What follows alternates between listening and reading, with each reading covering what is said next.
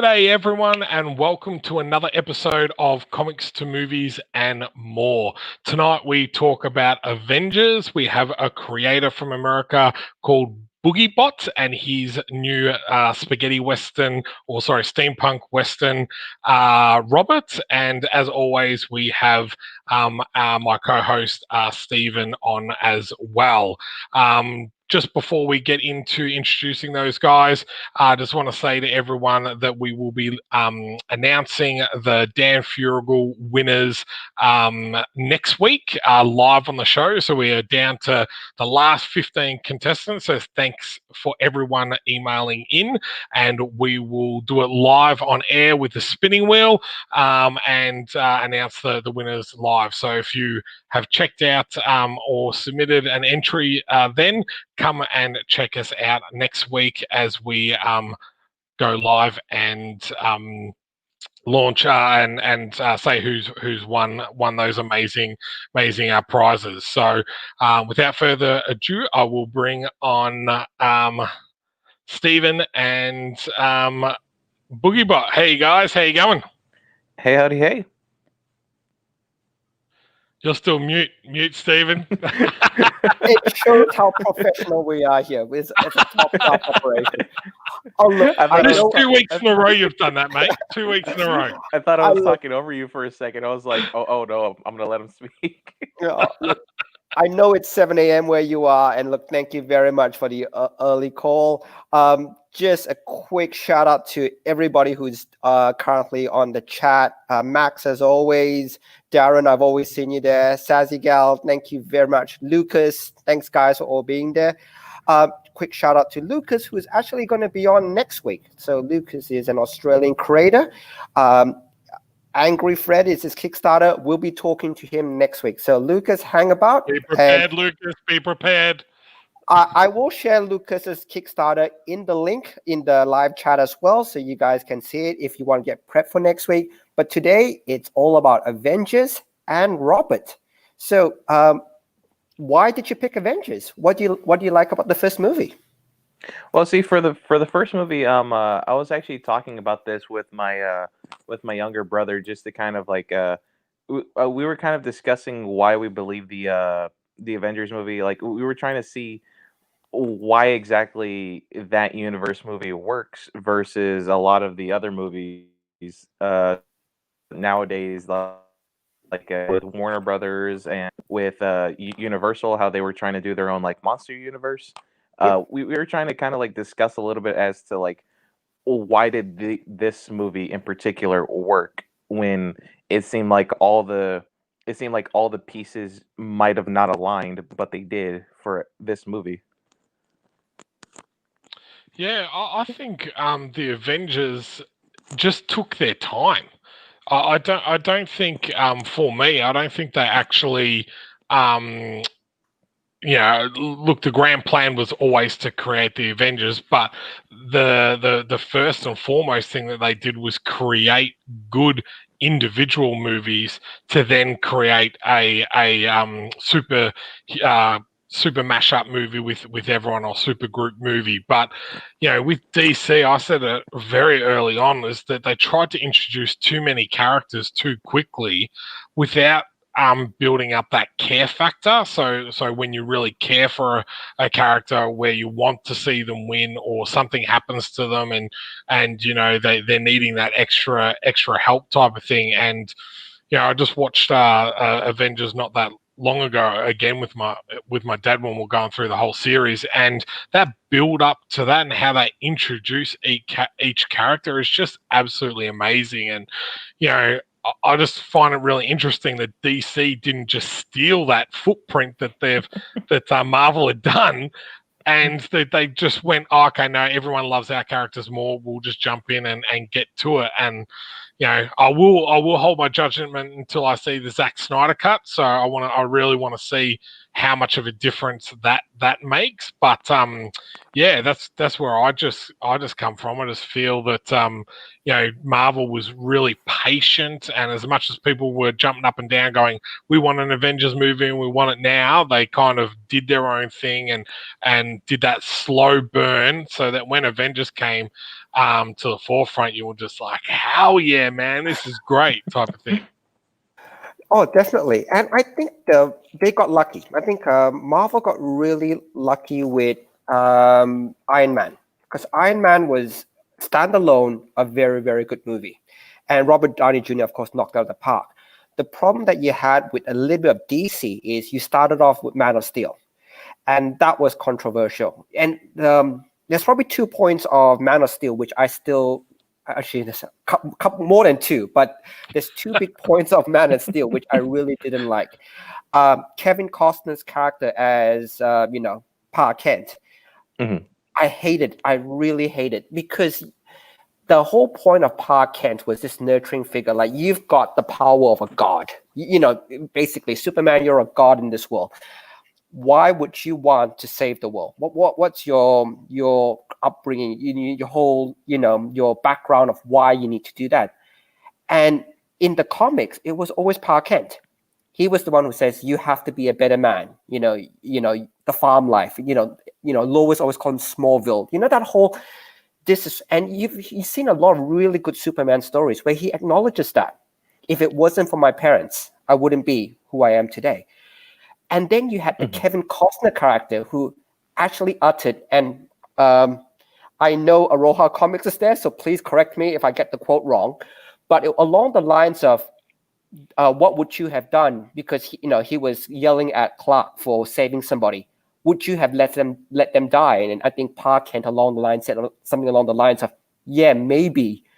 And that was actually in the trailer as well. And you're just going, no, I don't want that Superman. I don't want that. And then the other point is, which I thought was the most ridiculous point of the movie in Man of Steel, is when there was the tornado blowing, and Clark had the chance to save his dad, and then Kevin Costner just goes, nope, I'll do the hand motion. Don't save me, son. You'll reveal your secret identity. Let me die. And it's like, are you joking? And that's the upbringing for the most hopeful superhero in all the mythos, the man that everybody... And they played it off in the future movies where they always made Superman the character that all the populace looked up to. And that's your upbringing? And it's like, oh, come on, give us the hopeful, give us the Pa Kent that we know and love, the one who would tell him to do the right thing no matter what the consequences are, And like in all the future movies, they kept saying like, oh, Superman's like this beacon of hope, but then when you really think, like, they essentially kept hammering it into you, especially with Joss Whedon's Justice League. Yep. They kept saying that, oh, like, he's a beacon of hope, he's forever gonna be the icon of what a hero should be. But when you look back at like BVS and from Man of Steel, you kind of just get the sense of like, is he really though? Because from what you've shown us, it's not really that. Yeah, and yeah, it was like Luke Skywalker hiding away on a planet. There's my Star Wars reference again, Jake. I have to slip one in each week. But seriously, like, you talk about that and go, that's his upbringing, yet he then goes onto a oil rig, and the first thing he does is save someone. And it's like, well, that kind of was a drop of the ball in the story, I felt, because I'm like, did you do it because you didn't save your dad and that's why you're doing it and you move on and you're a drifter? Or, is it because that you are that symbol of hope and you want to save people? I felt that was quite muddied the water quite a bit, and I didn't mind Man of Steel. I did think it was a little bit different, but him in Justice League and everything, and that Martha quote of like, oh, Martha, I'm just gonna stop because you said Martha. Really? Seriously, man? Like, Look, I didn't actually mind him killing Zod, by the way. I really didn't mind that part of it, because he was trying his best not to kill Zod. And he also realized the longer that he fought with Zod, the more acclimatized Zod became. Like the only reason why Zod, a seasoned soldier, wasn't kicking his butt was because he wasn't used to his powers. And they made that point very clear. When he started getting his super hearing or super sight, he was, and he couldn't fly properly in the first few steps. And he knew the longer Zod stayed on course, the harder it would be to stop him. And I think they also played the point that was probably the only point where Zod was vulnerable, because if Zod stayed, a couple of hours more, he'll get the full invulnerability, which means Superman could not kill him at, a couple of hours down the track. So I didn't mind that so much because it was a troubled choice for him. It's I don't want to kill, but God damn it, if I don't kill him now, I won't be able to stop him in the future. But for tying back to the Avengers movie, though, interesting segue, they missed it. They absolutely missed it because they nailed Iron Man. They nailed Captain America. They nailed Kenneth Branagh's Thor. The first one was Shakespearean. It was all that. They basically nailed all these characters in the subsequent movies. So when they had the superhero mashup movie, all the characters fit really, really well. While DC, they basically dropped the ball on all these characters. And the other thing which I didn't like about Whedon's one is you had Batman cracking jokes, and it was like, I don't mind Batman cracking jokes, but it has to be so subtle and so when he cracks has to flow jokes, properly. Yeah, exactly. His jokes needs to be that arrogant son of a. I don't want to get screened, but that type of where the jokes he cracks is because he's just an arrogant guy, arrogant billionaire. But the jokes he was cracking was like, oh come on, and it's like, and without this buildup of these really good characters, you couldn't have the really nice when all the characters meet finally, you couldn't have that. And like for example, one of the funniest parts of the Avengers movies I liked was when Robert Downey Jr., Iron Man, just kept poking Bruce Banner, going, I want to see what happens. See what happens. And then it's Mark like Ruffalo that banter that you get between the two of them. Yeah. And then Mark Ruffalo was going, you know what? Just back off. And you had that interaction. And one of my most favorite scenes from the second Avengers movie was the hammer scene. The one where it goes, so if thou shall be worthy, thou shall, lift the hammer, the power of Thor. And I loved it, just seeing all the different characters. And it was, the point where I think Captain America shook the hammer slightly. When the hammer actually shook slightly with Cap, Steve Rogers touching it. And then you get that worried look on Thor's face. It's those type of moments which make the movie. And I honestly can't think in Justice League any of those moments which really stood out, which goes, hey, that's a really nice character moment that the audience remembers. Look, there's the big fights. Look, in Avengers 2, there was the big CG fight, and same thing with Justice League. I think it's overdone, but, you have the big fights. But you don't have that moments which...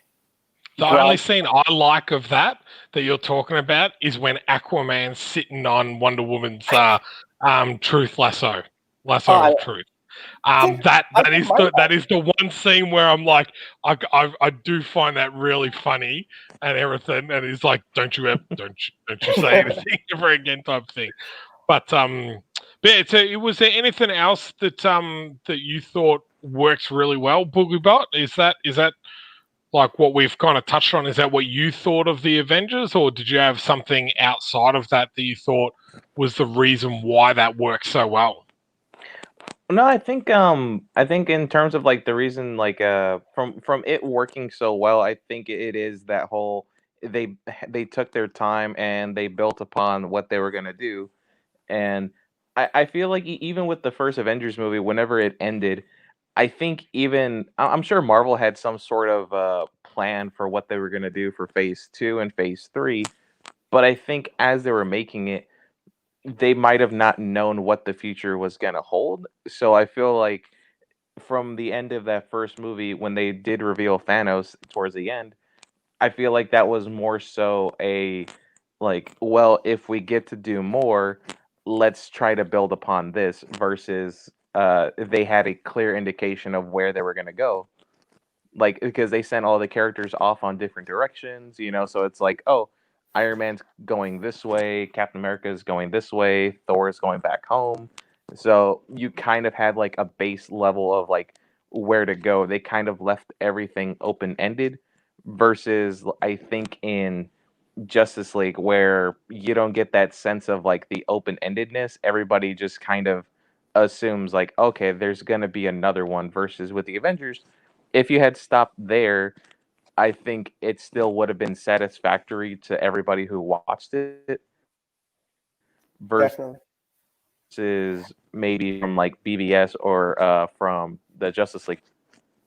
And just to Definitely. Post-credit scenes, and this is where there's such look, even the post-credit scenes, there is such a difference. Where after Tony Stark, he's down, his helmet's off, he's going, I saw a shawarma place on the way through, we should really go there, just as a standard Tony Stark being a snarky quip. And then the post-credit scene is they're at that shawarma place, the guy sweeping up all the debris and all the rest of it. I thought that was very clever. In the Justice League movie, although there was a lot, the final post-credit was the fan service, the race between Superman and Flash. You're just going, that didn't really fit. It was pure fan service because let's face it, Superman has raced Flash multiple times, and Aroha, you probably can tell me how many times each one has won and all the rest of it. And I'll we have a resident guru on the chat. He just gives me answers to everything. I just ask him a question, he gives me the answers. But it is like Jarvis. so I don't just in the chat. I don't just in the chat. It's great. I don't look stuff up. I just go, give me the answers. But it felt fan servicey. You know what I mean? I don't mind fan service once in a while, but it's more, it didn't flow. It's just like, oh gosh, it's the race. Yeah, whatever. Wow. Why am I excited? Because it didn't lead on to the next part of, it didn't lead on to what's going to come next. It didn't lead on to anything new. It was just here's a little bit of fan service for you guys. And it felt very forced more than anything else. While the Avengers one, man, they didn't say a single word, but I loved it. I just saw them just sitting there eating, and you're just going, that's because Tony Stark made a stupid quip when he was down. I loved it. It's just like that little subtle things, the character moments, I think. And for me, I felt like the casting, like for the Marvel movies, was just phenomenal. Like I could not believe when Tony Stark put on the armor and you could just see his jawline. He's got his mustache and everything like that. I was like, my God, like I could not envision anyone else being Tony Stark and being Iron Man. It was just perfection. And I was a little bit skeptical of Chris Evans because I'd watched the Fantastic Four movies, and I was like, oh, how are you gonna play two characters within the universe? But I didn't see Johnny Storm in his performance whatsoever. I just saw Captain America, that person that always wanted to do the right thing no matter what, and type of thing. And even when they got Mark on as the Hulk, I thought that was a great recast. Scarlett Johansson as the Black Widow was fantastic, and other than Gal Gadot, and I like Henry Cavill as an actor, but as Superman, I'm not 100% sold. I didn't mind Ben Affleck as Batman, but Ezra Miller, he's a little insufferable a little bit, I think, for Ezra Miller. Yeah, I was just, and it's hard. It's hard for them, and it was hard for them also to come in, especially like when you've got two TV series that are so widely popular, and people are like, oh, well, why aren't these characters in the cinematic universe? So I think that also might have hindered that slow burn as well, because you've already got these characters that have been on for, Arrow was probably on for 3 or 4 seasons prior to most of those movies. The Flash was on for a season or 2 prior to them announcing that Ezra Miller was going to.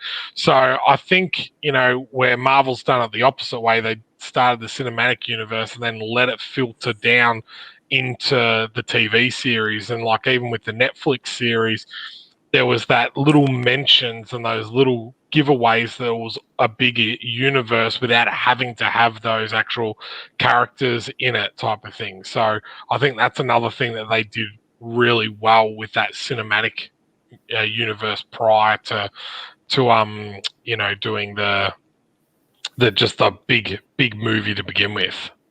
Definitely. Look, before we start talking about Robert, is there any last thoughts on Avengers before we jump off, or anything you want to close on, BoogieBot? I will say I'm glad we don't get to see any more of the Infinity Stones because it's just like the MacGuffins of the movies. So it just seems like, at least like for some of the movies that had them, they felt like plot devices in them. So certain movies might have not felt as like smooth, or it's like, oh well, there's this new like ultimate power thing that we have to go find now in this movie. Like the same with like the Transformers movies, where it's like, oh, there's something new, like some sort of artifact that we now have to find again. But I think now, like, I'm not entirely excited for whatever's going to come out from Marvel, but I'm a little bit cautiously optimistic, as them not having to have a kind of a crutch in terms of like their storytelling for having to find one of these like Infinity Stones anymore. That's actually a good point.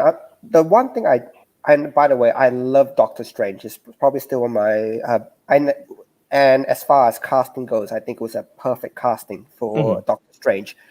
But the Time Stone, and they had to put that in because they were trying to build that universe, I think took away a lot from that whole cool Sorcerer Supreme magic element that you could have with Doctor Strange, because Doctor Strange is weird and wacky. It's meant to be.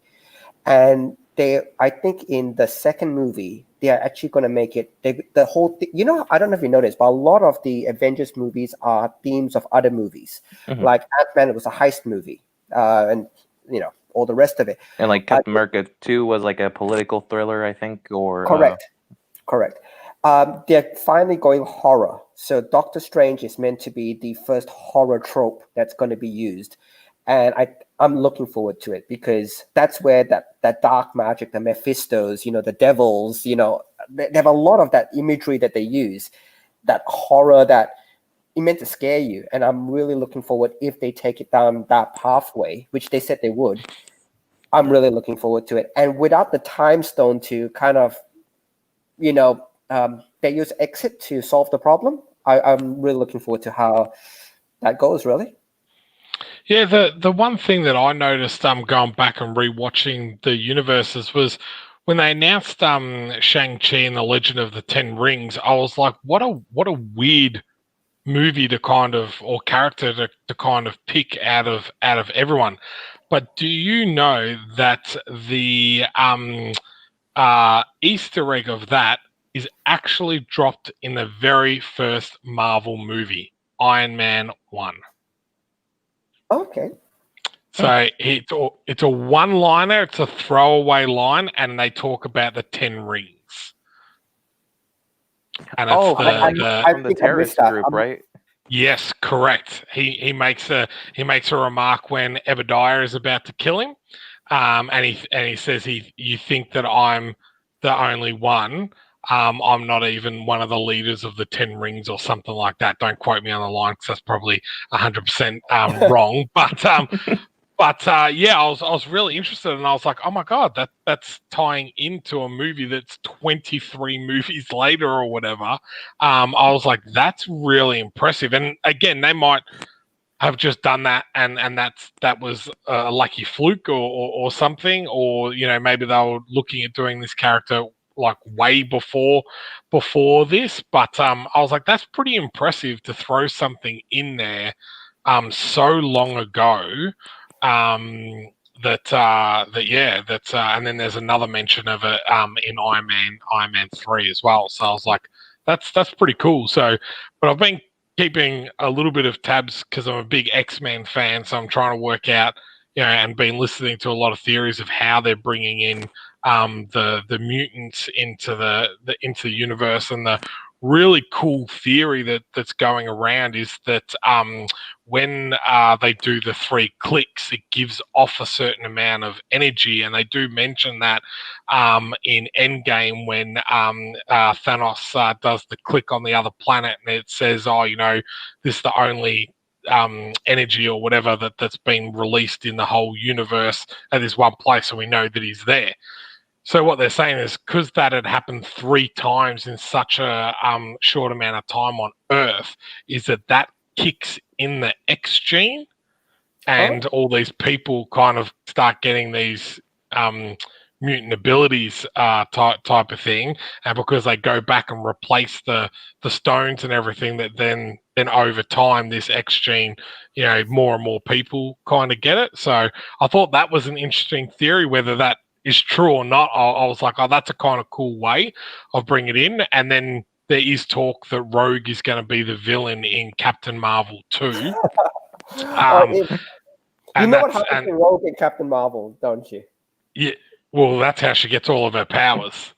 So she's going to be an actual villain because she's with the Brotherhood of Evil Mutants at that time. So if they do that, it's quite interesting. And then there's supposed to be a mention of Wolverine in Captain America and the Winter Soldier, which is kind of cool. And then they're talking about bringing in the Fantastic Four as a family, like they did with Spider-Man. So rather than doing an origin movie, they will already have their powers, and it'll be like a monologue or a flashback in regards to how they get their powers, but they'll go straight into a film already with everything, which I kind of don't mind either, because I think that's another set of characters that a lot of people already know how they got their powers. So do we really need another origin story to kind of introduce them? But whether that's all true or false, I don't know. I spend too much time watching YouTube videos. I think if they did that kind of the same way how they did with the Incredible Hulk, they had like the first what was it, 2 or 3 minutes, kind of like showing how Bruce kind of got his powers and everything, like doing the whole experiment, like accidentally like committing murder and then like having to be on the run and everything. And we basically kick off the movie where he's in I think he's in Africa, or I can't remember where he is, or like Dubai or something. But we kind of kick off the movie where he's there, but his backstory on how he became the Hulk was just done within like the first couple of minutes of the movie. Yeah. And I think I agree with that. Like sometimes it's better just to propel the story than do an origin story. Okay, we're coming up to the half-hour mark, so we want to make sure that we have enough time to showcase Robert. So, Sean, if you want to bring, let's play. So there is I think it's a short little video. There's a 1-minute video. Mm-hmm. So let the video speak for itself. And I'll tell you what I've done. I have not done the audio again, as I always do. So let me fix that up before I play it without audio again. You would think I've done this enough now to remember to click that little button down the corner. So, okay, here we go.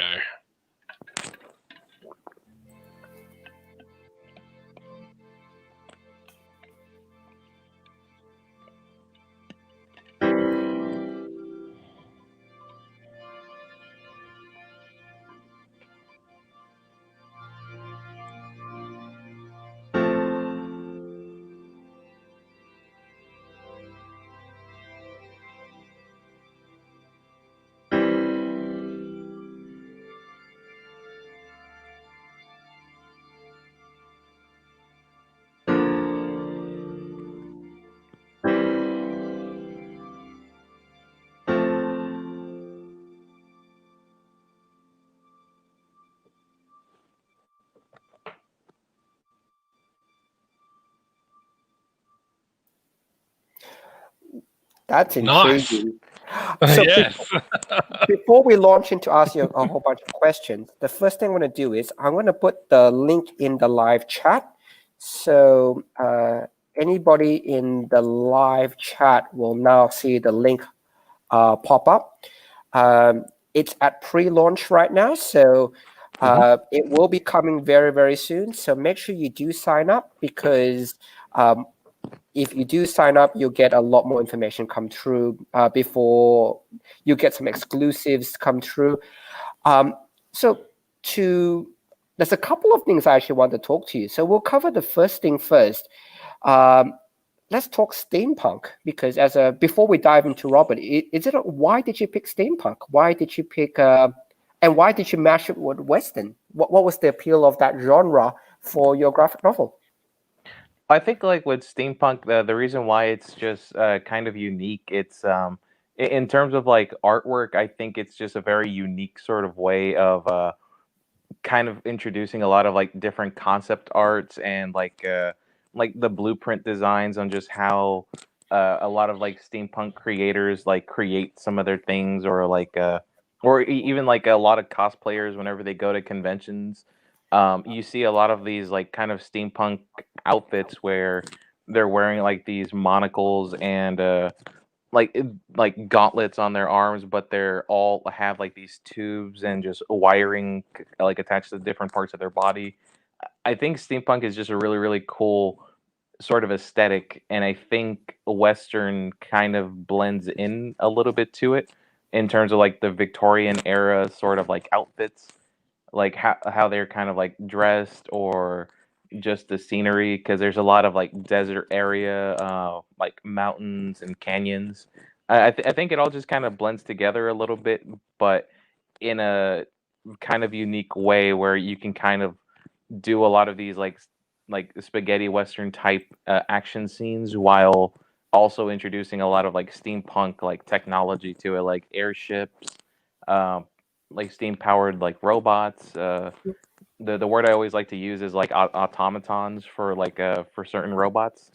Um, yeah, I think it's just a unique sort of way of like storytelling, because you can get a lot of storytelling out of a design for a character just by the way how they look and just by how they're designed, because you can see maybe how they're designed like tells oh, like this robot or this machine is used for this sort of purpose, or for this other unique sort of like attribute. So I think it's just a really unique way on like storytelling, really.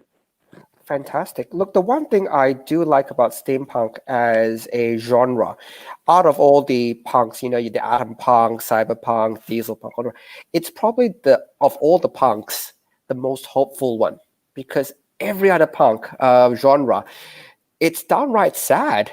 Like diesel punk is fascism, secret police and that type of thing. Cyberpunk is mega corporations taking the world, and the what's left of humanity is merged with machines. It's all the other punk genres are actually very depressing.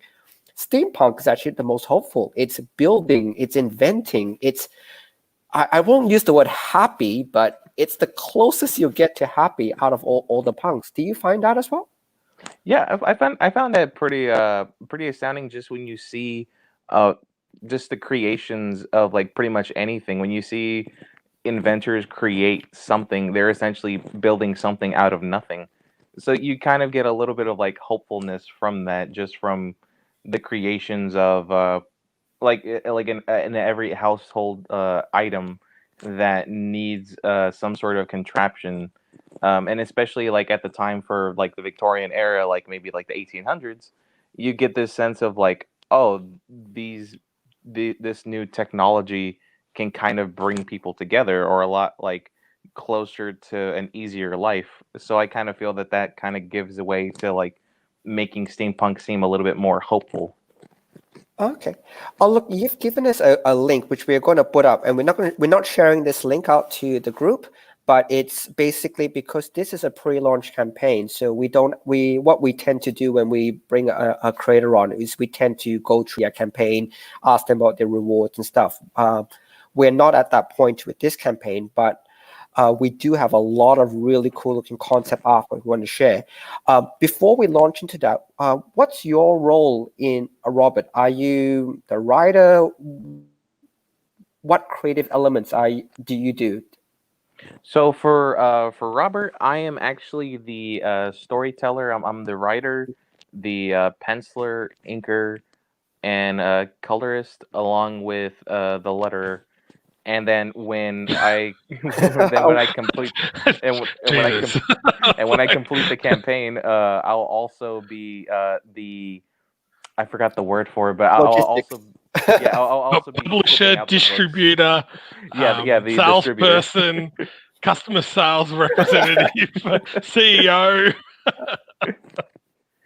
Because like I think that's the fun thing about independent comics is that there is the option of doing teams and doing it by yourself. What kind of made you take on all this responsibility and do the whole lot? What was your thinking around that rather than getting a team together to do this book?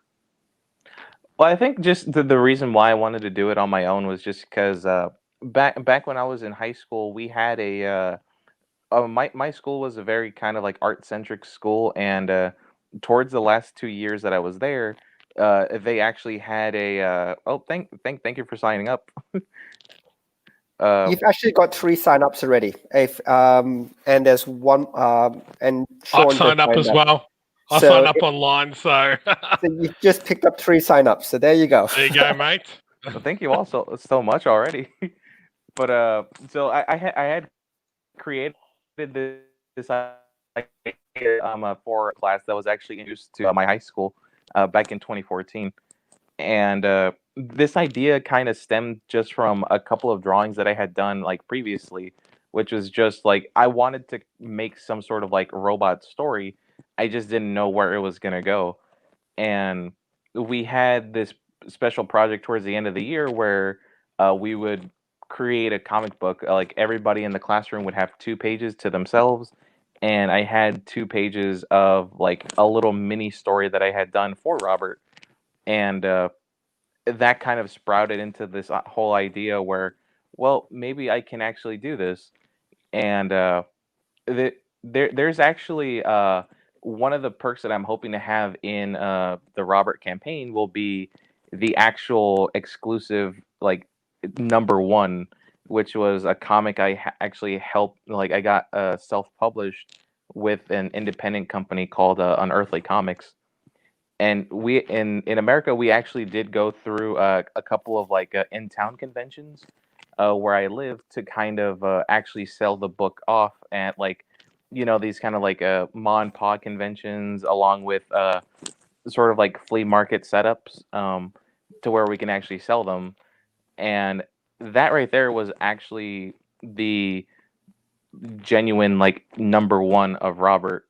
But that was a couple of years ago since I've actually done that book, and the Robert book that's coming to this campaign is sort of a retelling, but also what I couldn't do back then with what I know now in terms of like my artwork and storytelling. Just what I wanted the story to be back then, I can make it now, knowing what I didn't know back then. That's a good segue, actually. Tell us about the story. What's Robert about? So Robert, for the backstory on Robert, I'll kind of give a little bit of a rundown, and you can read this on the sign up page actually. So Robert is the backstory for Robert is after the events of Y3K, a catastrophic event that nearly wiped out the population and fried all of Earth's technology. But what if the robots restarted? Without purpose, without guidance, and without laws, these automatons emerge and create a new world of their own. Humans are just living in it. Nice. Okay. So Robert That's a mentioned it? good. Oh, sorry, you go. No, I was just going to say that's a great, your 30-second sales pitch. I've gone, we talk about, helping writers and helping creators and what they need to do in regards to sell their books. And that's one thing that you need to do. You need to be able to tell your story in 30 seconds and get someone hooked. And that was not just one of the reasons why I signed up, but it when I looked at it, I was like, oh, that made me really interested from the get-go. And if you're thinking about doing a Kickstarter or an Indiegogo campaign or anything like that, go and have a look at these guys when they do these little pre-launch pages and how they describe their story, because that is the difference between a really good pitch and a really good crowdfunding campaign and a pre-launch to something that is hard to understand, or is just a superhero comic, or it could have easily just said, oh, it's a steampunk story set in the future. Like, that gives you nothing of the story. So that's really impressed, mate. So and thanks for the chat. I think you're up to about, I'm just doing a rough count, I think that's about 7 signups already. So you've picked up 7 more people. As again, if I miss somebody, I do apologize, but I'm a bit slow reading the chat. But yeah, I think elevated pitch. That's what I was trying to say. Thank you, Aurora Comics. Elevated pitch. Yeah. Nice elevated pitch. Aurora House, our resident genius, and we're actually going to bring him on in about 2 weeks' time, 2-3 weeks' time, because we just ask him stuff. He just gives us the answers. So you like bombard him with questions when he comes on. No, if you notice, if I have something, I'm going, it just happened last week. Oh, what issue did Deadpool do that in? And he'll just say issue 20 or something like that. I go, oh, thanks. So let's look at the artwork. Let's bring that up. Perfect. Yeah, sounds good. So this is your inks over your pencils, I'm assuming. That is amazing. I love it. Beautiful. Yeah.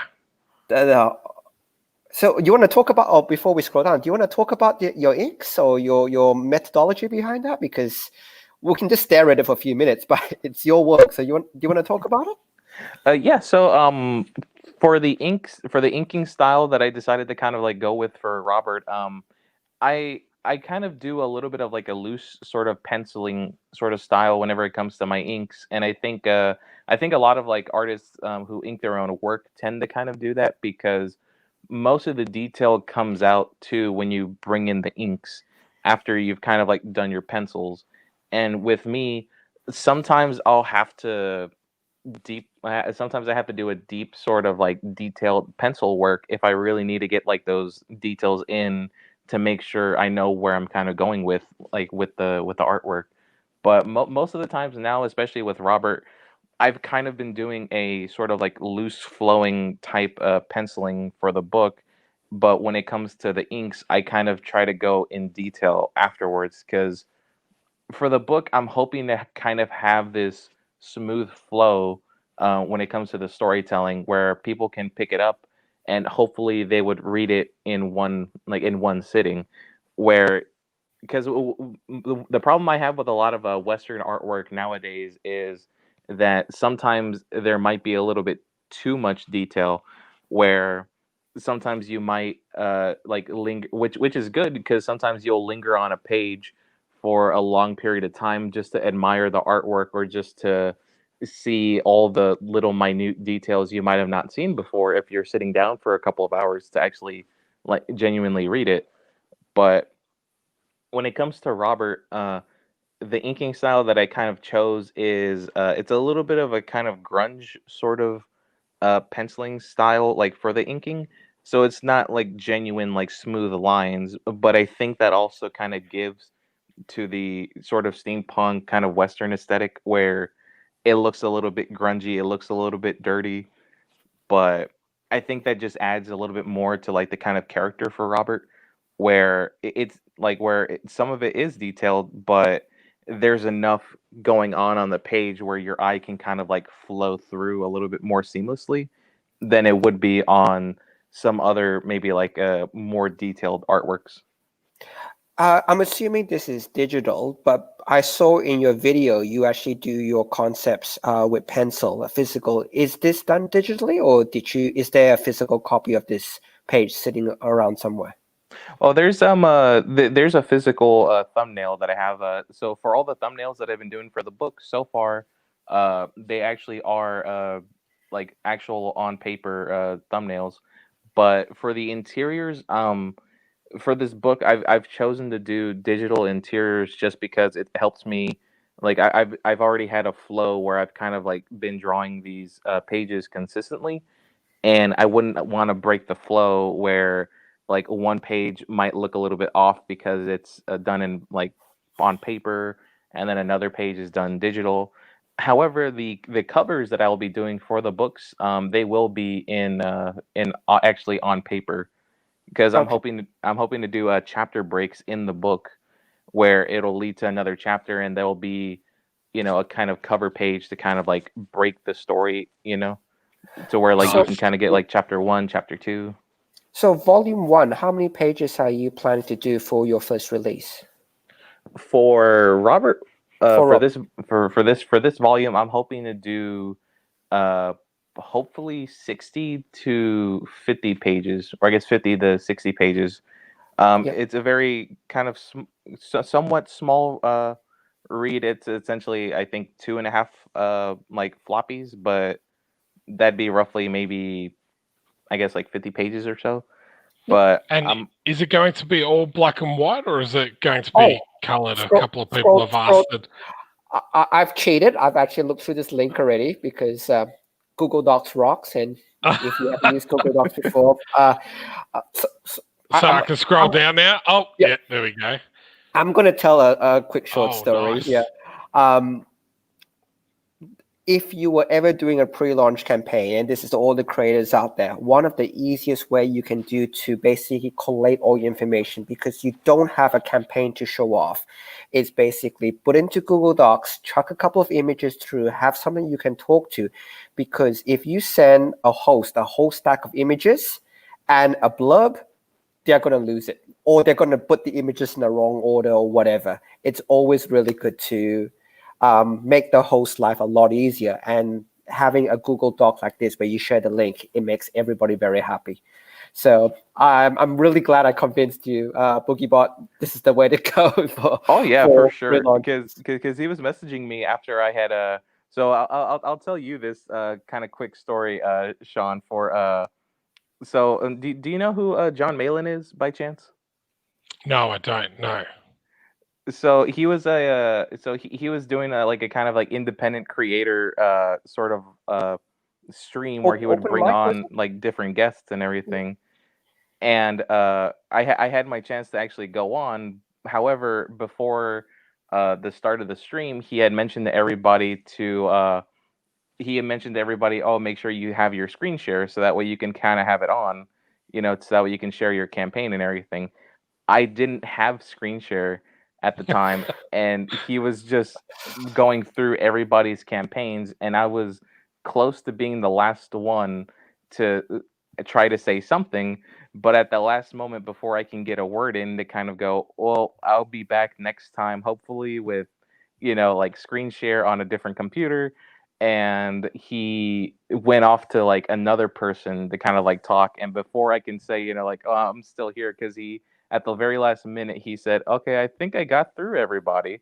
And Oh, yeah, Oh so no. I kind of goofed on that part, but I think I really goofed on that part just because I think that is a word of caution to a lot of like creators, that you should really assert yourself whenever it comes to like wanting to come on some of these streams, and just when you're trying to talk to people, like not to be demanding, but you also want to make sure that your voice gets heard, because when you're on a stream with 10 other people, and this was a stream with like 10 individuals who were also trying to, like acknowledge like their campaigns are up too, or if they're in demand, or all these different things, you want to make sure that you can get your voice in as well.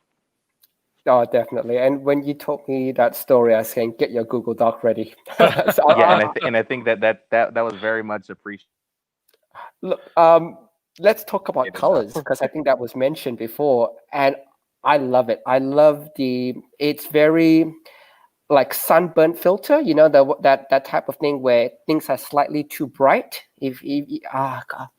Aroha, give me the word for it. Just give me the word. But you know what I mean, where you got something which is slightly oversaturated, where it's like the lights hitting your eyes too much. Is that have I got it right, or is that the feel you were going for when you were doing the coloring?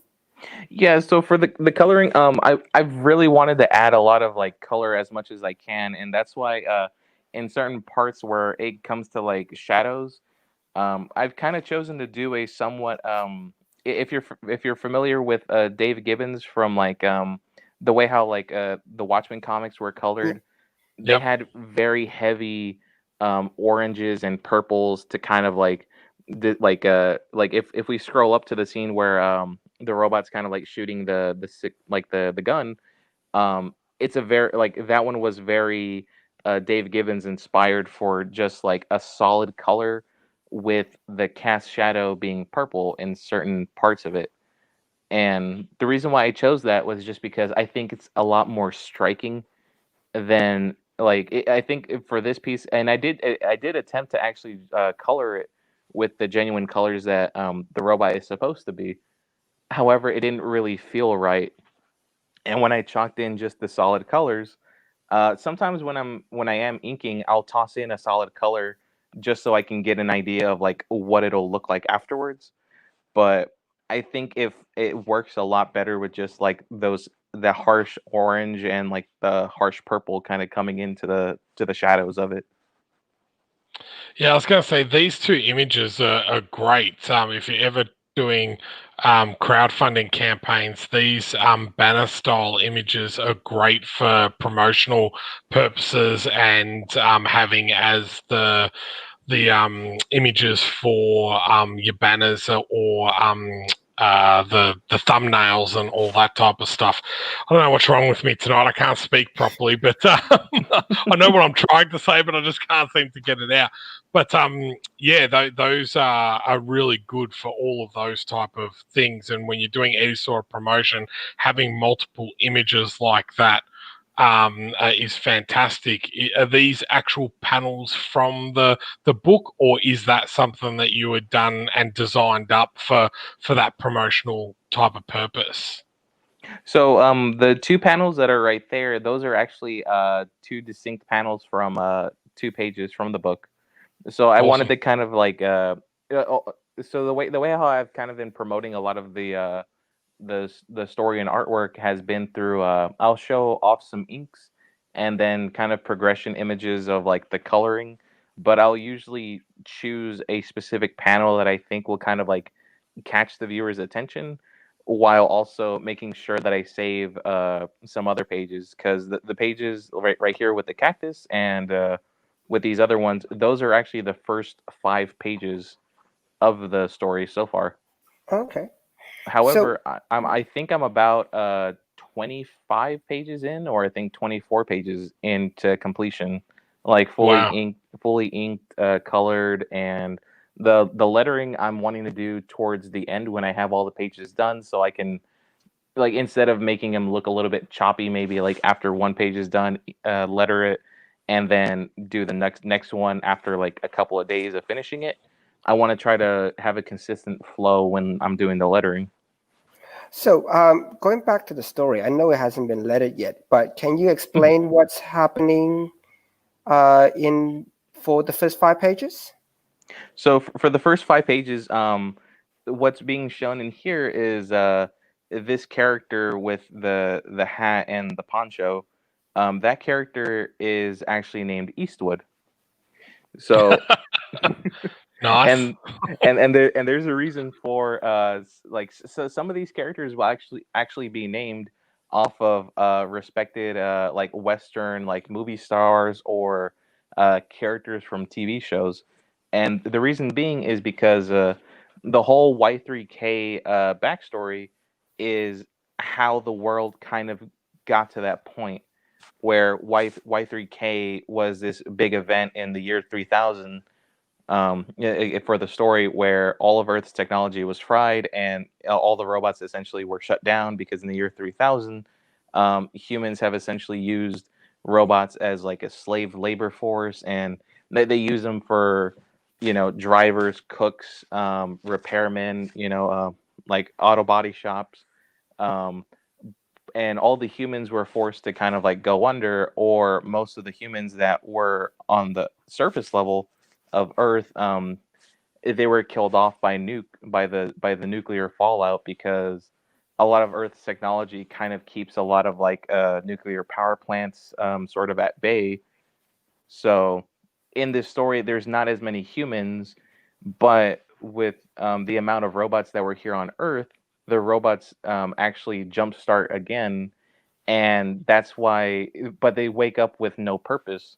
So a lot of these robots, the way how they learn and kind of take on a personality of their own is by learning about Earth's culture. And the way how they kind of learned about Earth's culture is through books, through television shows, like works of fiction that they might have seen, and so the robots essentially kind of adopt personalities based off of what we've created over the years. So it's kind of like a full circle thing where like history sort of repeats itself, but in this new sort of like utopia, like robot utopia, they're learning these personalities off of what we've learned. Cool. Very, very cool. Okay, look, and that's absolutely amazing. So look, we are approaching the hour mark, and we're actually doing a lot better with keeping to time nowadays. You should see the first few we had. We just ran way over time. So look, so number one, anything else you want to talk about your project? Like besides everybody signing up for it, is there anything else you want to mention about it? I would just like to I would like to thank everybody who's signed up already, and hopefully when the project does launch, I hope you do back it, because this has been a passion project of mine for a very long time, and I really do appreciate just everybody, and even if they don't back it, I just appreciate the fact that so many people have liked the artwork so far and the story, and just really want this to kind of like come to fruition, because it is something that I've wanted to do for a long time. And even if it's not the amount of backers that like of other Indiegogo projects or Kickstarters, I just want this project to happen for anybody who's backed it, no matter how big or small. I just hope that everybody loves the book and appreciates it. Okay, look, Sean, any final comments before we wrap up? Well, I just want to say thank you very much for giving us a sneak peek into your book as well, with the first 5 pages. That's kind of something cool and new that we've been able to have on the show. So thank you very much. And I do know it's very early your time, so we appreciate your time. But if anyone's got any questions, now is the time to chuck it in the comments, and we will quiz BoogieBot with all of your questions. So chuck them in the comments and we'll answer those. As I did say at the start of the show, we will be doing the Dan Furigal giveaway live next week. I do apologize. We had organized to do it this week, but we had a cyber terrorist attack here and the internet went down, and it's been one of those we're in lockdown again, stage 4. We can't go out as of 6 p.m. tonight where we are. So it's been a hell of a day, but we want to make sure that you guys that we do it live so you can see who wins and all that type of stuff. So tune in next week to see that as well. I think there's only one question, which is basically, how long have you been working on this idea for? So the idea I've had since a little bit before 2014, but it wasn't until 2014 that I really kind of genuinely thought of like the actual story for Robert. And beforehand, I'm hoping for the book that I want to try to do a sort of a back history page for Robert, where I kind of show some of the original artwork from all the way spanning back from like 2012 to 2013. So I think that'd be kind of neat to kind of show people like how far back I've kind of gone from this book to kind of what it is now and like where it's originated from. Okay, that's fantastic. Look, guys, it's exactly on the hour mark. Thank you so much, BoogieBot. Thank you, Sean. And thanks for everybody who came up to see us. Really appreciate everybody's time. Thank you so much, guys. Have a good night, and we will see you all again next week. See you next week. Thank you, everybody. See ya.